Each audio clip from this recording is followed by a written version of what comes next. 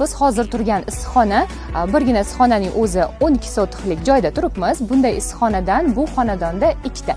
Ayni mana shu issiqxonani shunday go'zal darajaga keltirib, mevalarni shu darajaga yetkazgan inson esa ayol kishi.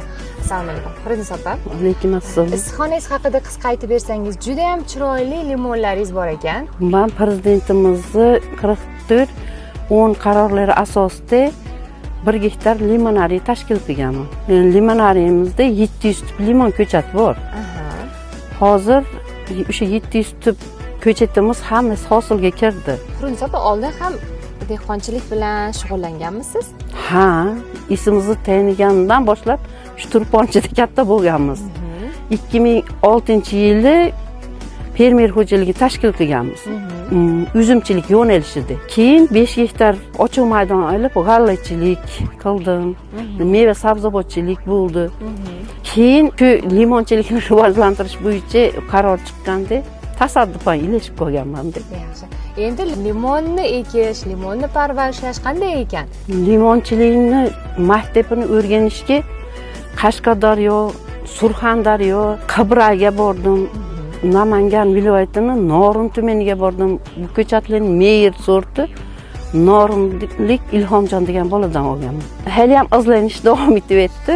Limonimni rivojlantirib, chet ellarga eksport qilish orzularim osmoncha. Hozir ham o'rganishdaman, izlanishdaman deyapsiz. Nimalar qilyapsiz, nimalarni o'rganyapsiz? Shular haqida kengroq aytib bering. Hozir ko'rib turibsizlar, bitta artizan quduq kavlatib, tomchilatib sug'orishni yo'lga qo'yganman.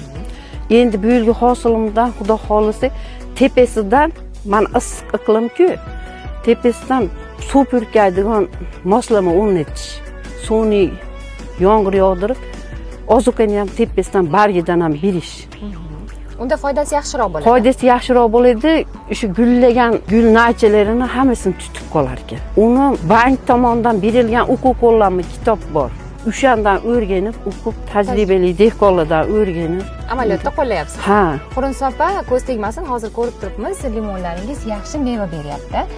Bu mevalar o'sha boya aytganingizdek gullagandan so'ng meva tugib qolishi uchun nimalar qilasiz? Bu yilgi sharoitda nimalar qildingiz? O'z tajribangiz bilan o'rtoqlashing, chunki bizni kuzatayotganlar orasida limonchilikni endi boshlayotganlar, endi limonchilikni o'z limon ko'chatlarini ekkanlar ham borda. Ularga ham tavsiyalaringizni o'z tajribangizdan kelib chiqib aytsangiz.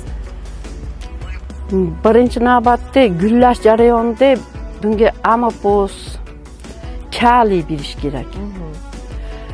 Keyin o'zini gul davrida sug'ormaslik kerak.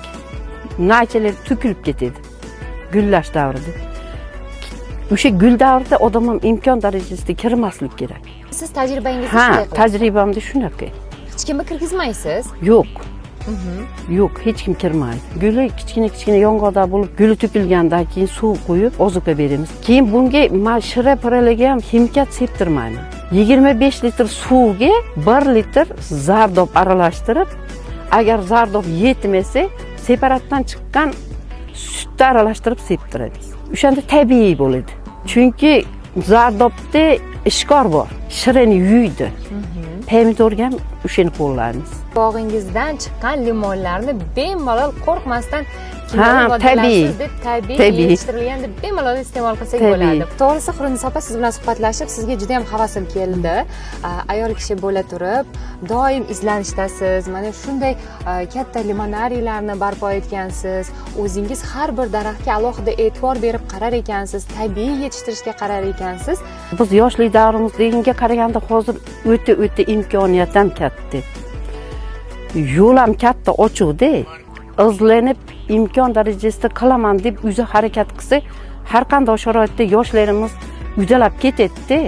Birdan bir orzuyim, mevalarim ko'p bo'lsa, eksport qilib, davlatimizning o'sha oziq-ovqat programmasini bajarishga hissamni qo'shsam, kambag'alchilikni qisqartirishga o'zimni hissamni qo'shsam, ayollar daftarda turadigan 3 ta ayol ishchi. O'zingiz olgansiz. Ha, ishchi qilib olganman, ishchi.